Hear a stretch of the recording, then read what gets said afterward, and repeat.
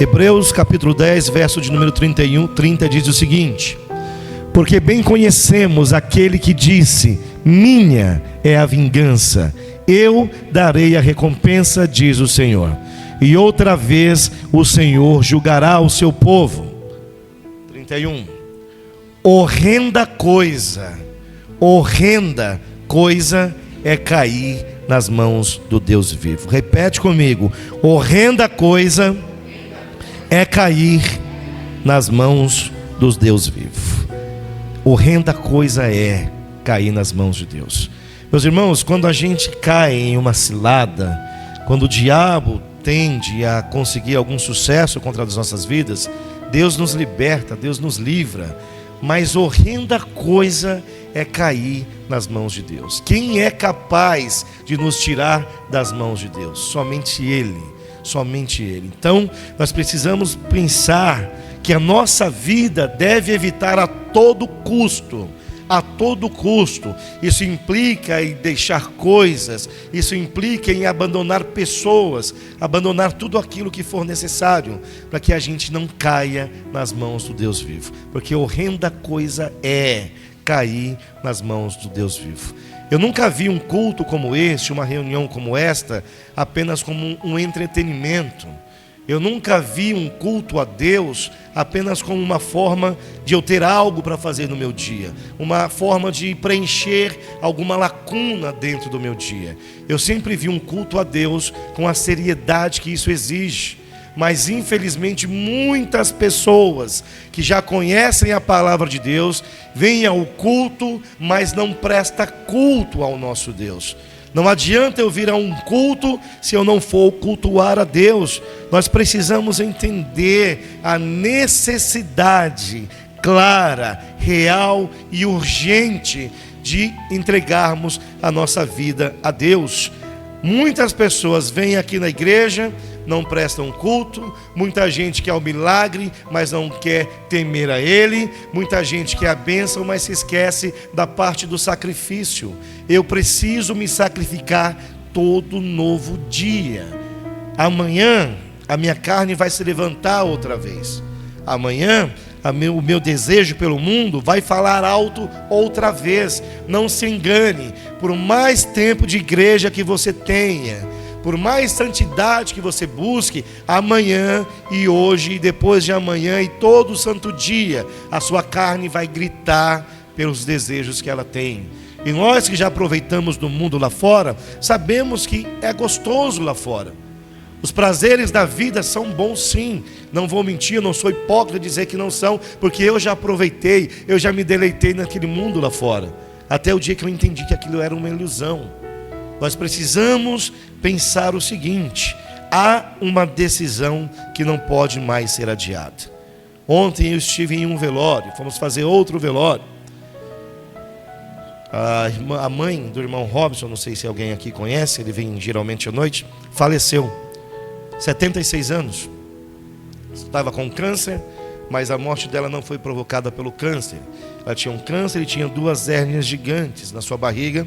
Demorou para se tratar. Quando tentou se tratar, não tinha mais tempo, o médico não quis mais operar, e ontem ela veio a óbito. Lá estavam os parentes, os amigos, os colegas, os conhecidos. Era um cenário de luto, de dor, de tristeza, de reflexão. Mas além de tudo isso, ali havia algo no ar. Havia uma pergunta no ar. Pairava uma pergunta e eu comecei a pensar: e se fosse eu? E se o corpo que estivesse ali sem vida naquele momento fosse o meu? E se fosse você naquele momento ali? Esse dia chegará. Para todos nós, a morte um dia vem ao seu encontro. Ela tinha acordado ontem normalmente. Aquela mulher acordou como acordamos em todo e qualquer dia, um dia comum. Mas ela não sabia que aquele dia seria o seu último dia de vida. E se hoje fosse o seu último dia de vida, o que é que você mudaria na sua vida? Se hoje você tivesse a certeza, é o meu último dia de vida, o que você trataria de mudar antes de fechar os olhos? Mas aí tem uma coisa nesta pergunta: quem é que sabe o dia da sua morte? Quem aqui pode dizer: eu vou me despedir no dia 23 de fevereiro, eu vou chutar 3080 porque eu quero viver muito? Quem é que pode fazer isso? Quem é que pode acrescer um dia de vida? Quem é que pode, a palavra diz, acrescer um fio de cabelo que seja em nossas cabeças? Nós não temos esse poder. Aquela mulher, eu repito, se levantou como se fosse um dia qualquer, mas era o último dia de vida dela. Nós precisamos parar de brincar com o Evangelho. Nós precisamos parar de brincar de ser cristãos. Precisamos parar de brincar de ser crentes. Crente até o diabo é, até os demônios são, porque eles nos obedecem quando usamos o nome de Jesus. Quando nós falamos aqui, está escrito, eles obedecem, eles temem e eles tremem diante do Senhor. Seres que já estão condenados, o diabo já sabe o destino dele.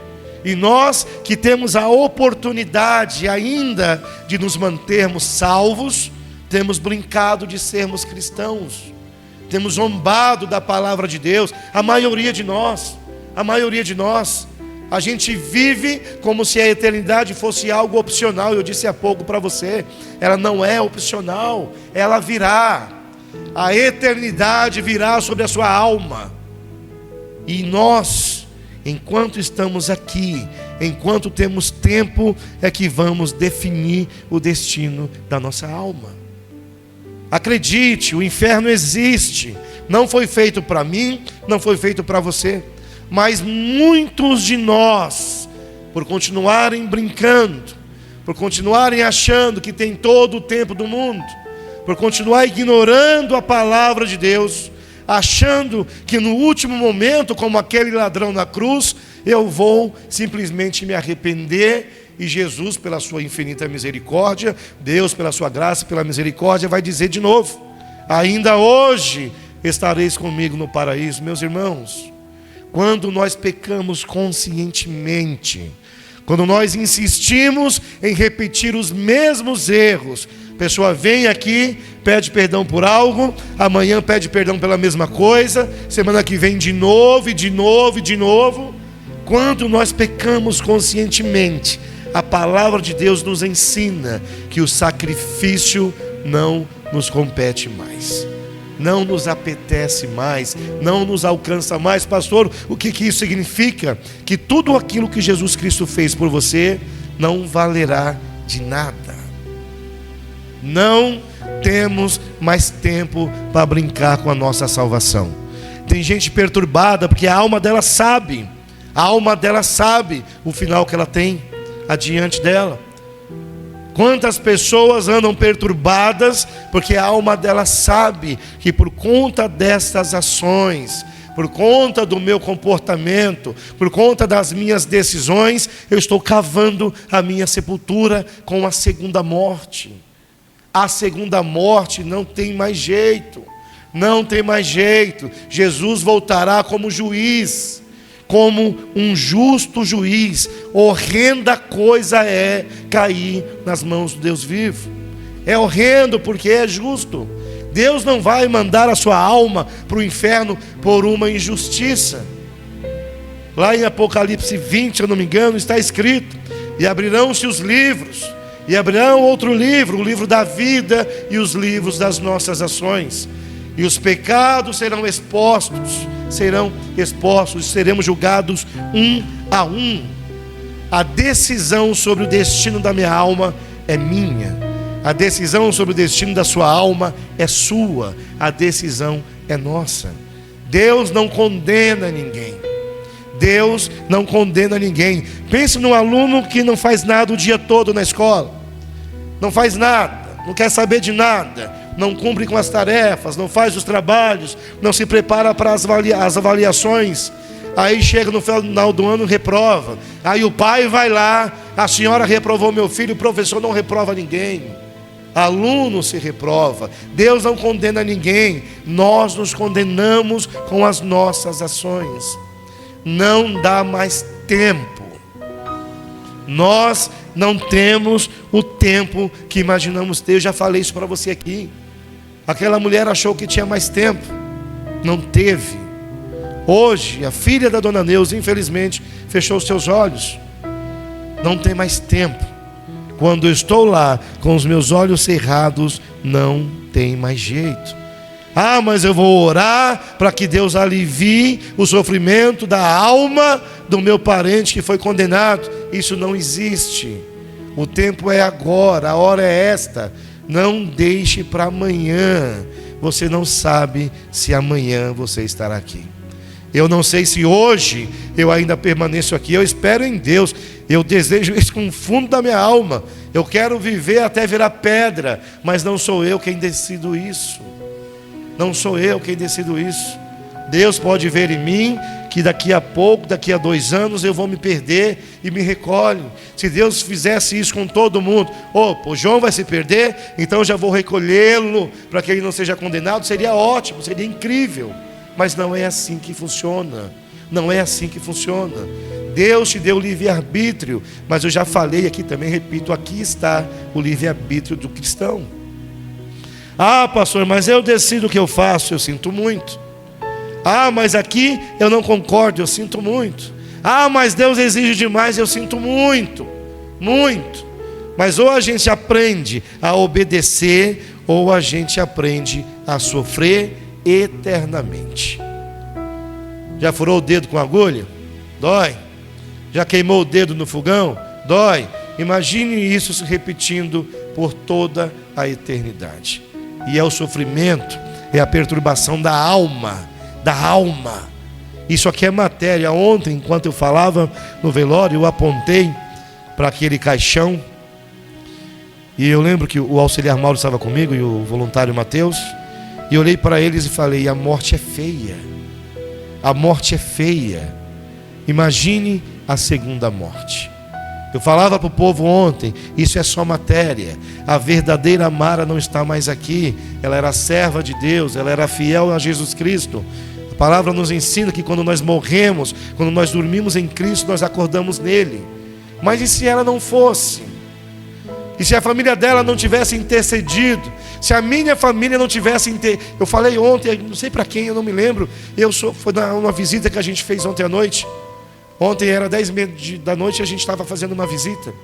Eu falei, eu sou fruto de intercessão, eu sou fruto de oração. Mas e se minha família não tivesse pensado: Deus salva o James, Deus toca no coração dele, Deus muda a mente dele, eu estaria perdido hoje. Talvez pela vida que eu levava antes, a minha alma já estava sendo perturbada no lugar de tormento. Mas eu despertei a tempo, pela misericórdia de Deus. Mas e nós? Vamos continuar achando que temos todo o tempo do mundo. Não se tem mais temor. Não se tem mais temor. Pastores não temem mais a Deus. Pastoras no púlpito não temem mais a Deus. Pessoas que estão no altar não temem mais a Deus. Onde está o temor desse povo? As pessoas acham que podem fazer tudo o que querem, do jeito que querem, e Deus, porque Deus é amor, vai olhar para mim e falar: filho, eu te perdoo, vem para o meu seio. Apartai-vos de mim, diz o Senhor Jesus. Apartai-vos, nunca vos conheci. Meus irmãos, não temos tempo. Não temos tempo. Nós precisamos voltar a tremer diante do nome de Jesus. Precisamos voltar a temer diante do nome de Jesus. Precisamos ouvir uma palavra como esta que está sendo pregada, que às vezes nem é o que eu quero ouvir. Ah, pastor, eu vim aqui hoje porque eu estou triste. Pois fique mais triste ainda e entenda que a sua tristeza pode ser eterna. Pode ser eterna. É bom eu vir aqui à igreja, ouvir uma palavra de ânimo, é bom, é necessário.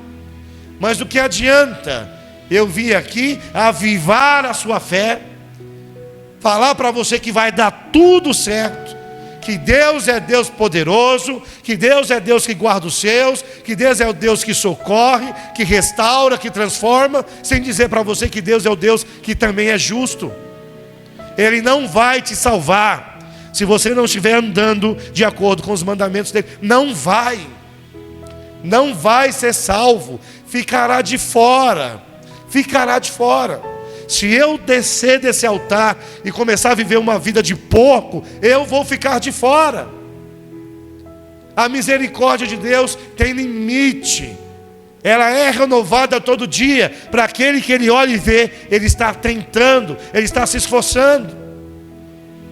Gente, entenda de uma vez por todas: as minhas ações vão ecoar na eternidade. O que nós fazemos aqui na terra vai ecoar na nossa eternidade. Não tem outro caminho.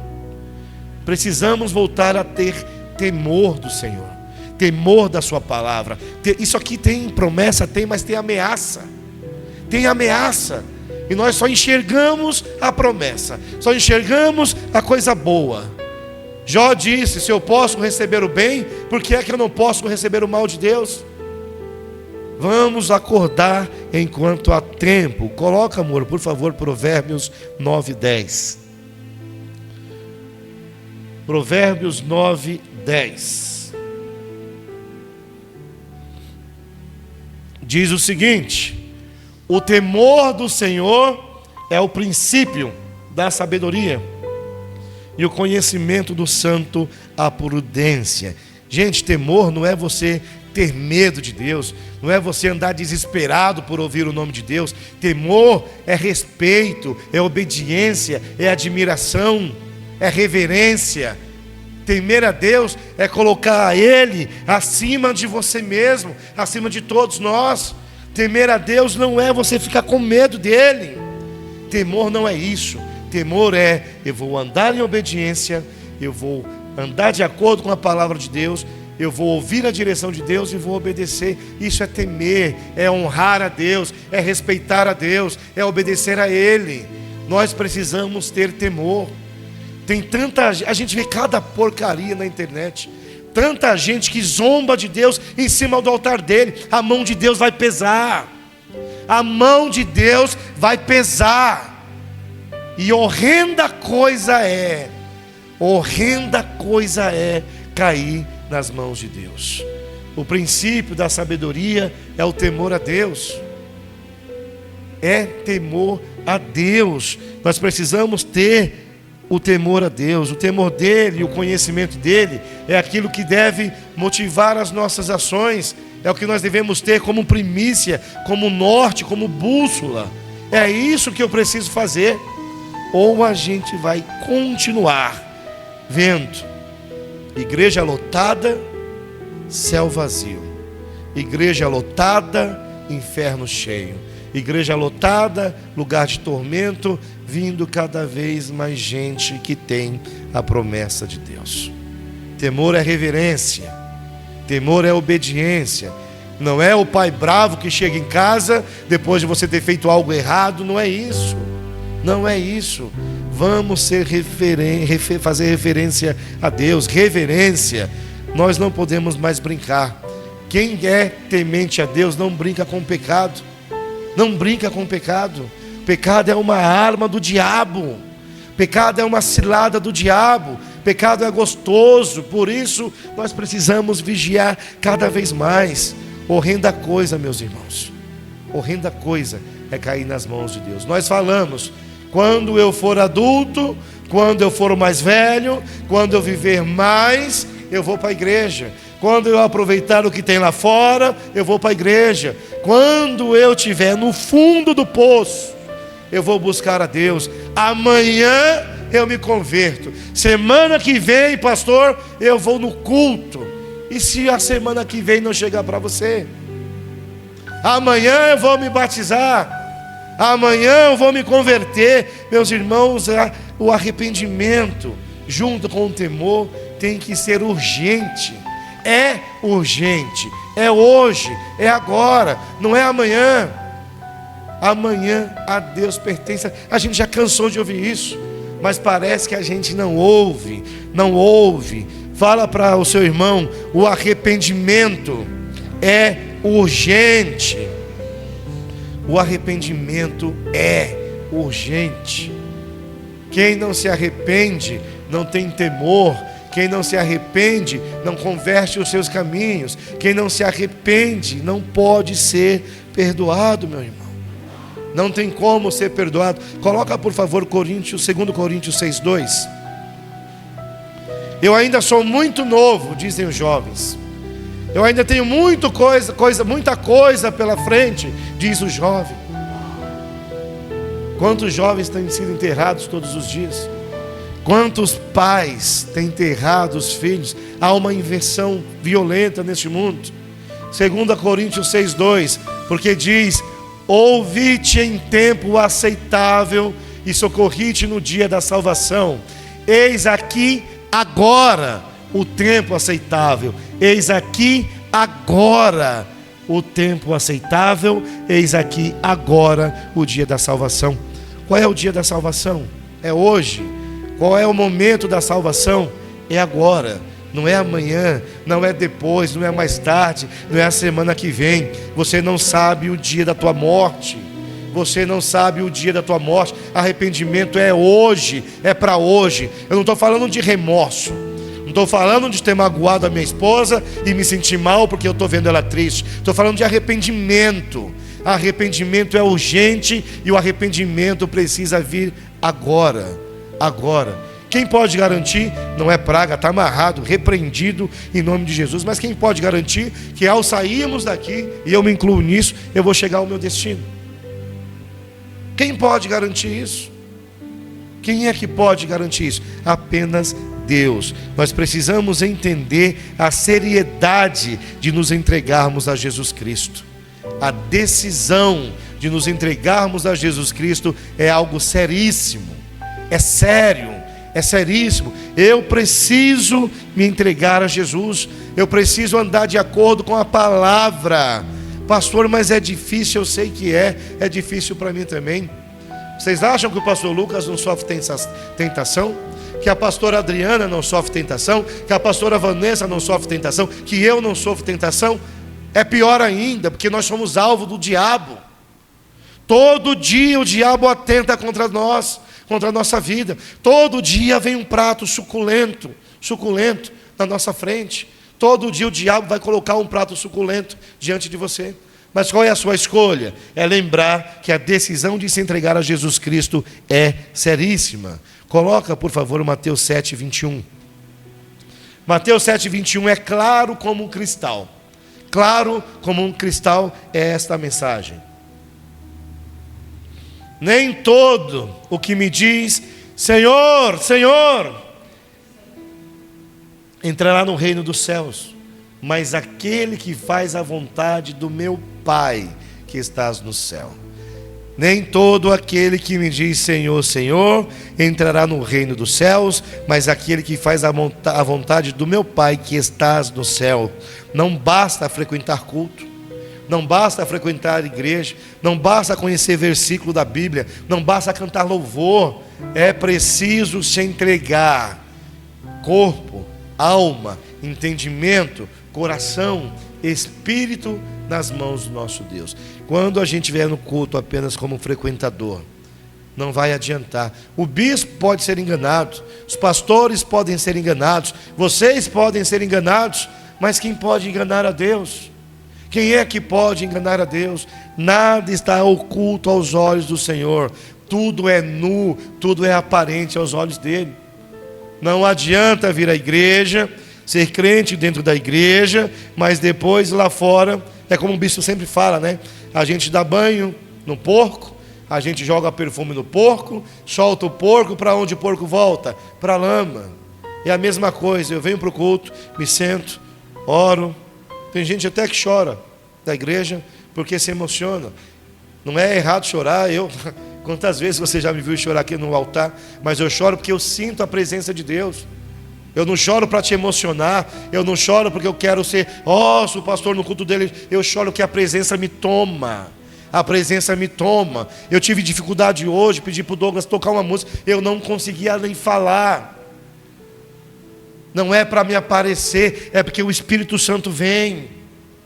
Eu não vim aqui só para ficar pregando. Eu vivo o que eu prego. Eu tenho buscado viver o que eu prego. Não adianta eu vir aqui pregar, sentar aí quando tem outro pastor pregando, ouvir a palavra e simplesmente voltar lá para fora e fazer tudo que eu tenho feito. Não adianta. A decisão de se entregar a Cristo é urgente e é séria. É inegociável, não tem como ir para o céu. O bispo já ensinou, nós não vamos para o céu, mas não tem como herdar o céu, ou seja, herdar o reino, se nós estivermos vivendo da mesma forma. Marcos 8,34, meu bem, por favor.